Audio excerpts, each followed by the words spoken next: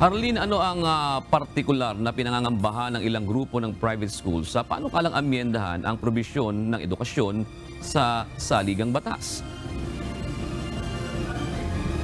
June, nababahala nga yung ilang private education associations na baka maapektuhan yung anilay nalulugi ng industriya ng private education kapag lalo pang pinapasok o pinayagan yung 100% foreign ownership ng mga dayuhan dito sa Pilipinas sa mga educational institution.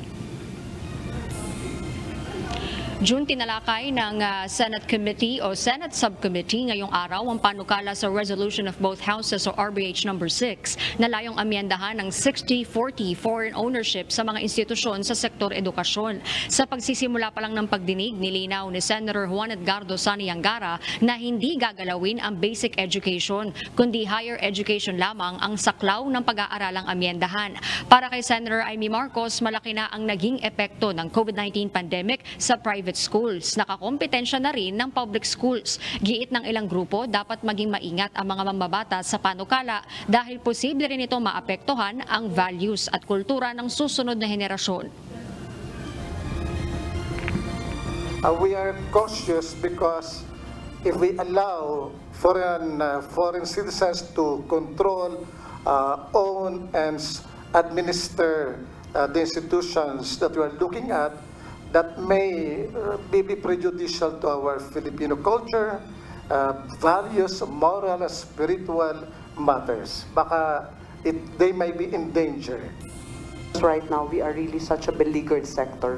Rest assured that there'll be some discussions on this moving forward.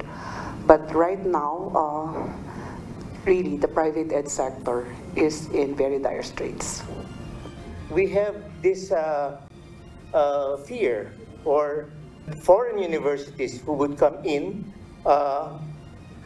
might influence not only the content or of our academic institutions, mostly the small ones, but also economically influence the choices of our students. While we are open to doing collaborative work, especially in research and advancing the use of technology in our schools, we also would like to ensure that our small colleges, especially those who are family-owned, can continue to thrive in this environment. Ayon sa Second Congressional Commission on Education o EDCOM2, isa ang Pilipinas sa mahigpit pagdating sa foreign ownership sa Southeast Asia.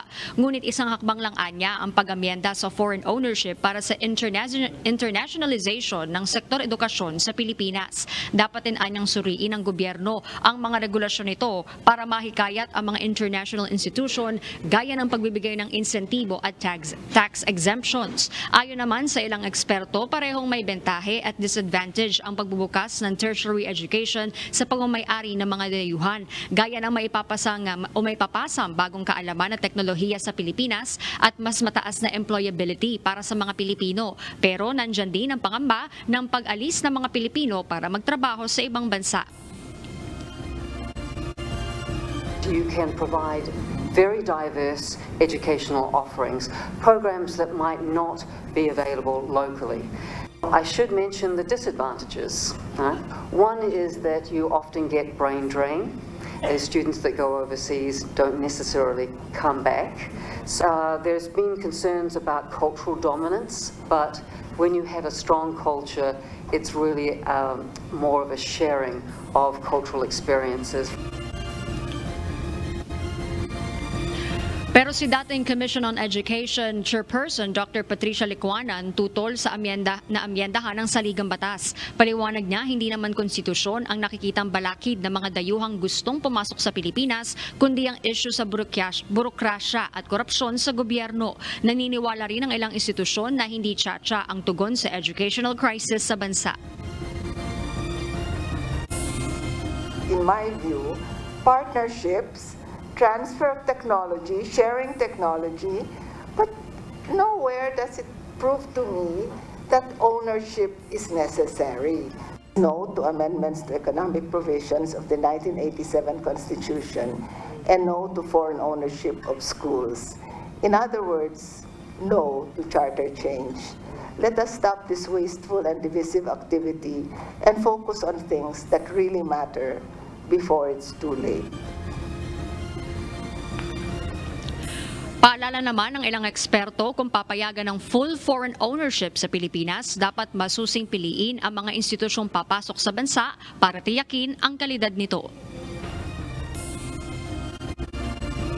What you must guard against is opening up to lower tier HEIs, which is a possibility because we are not a market for the higher tier yet, or we're not a market for them.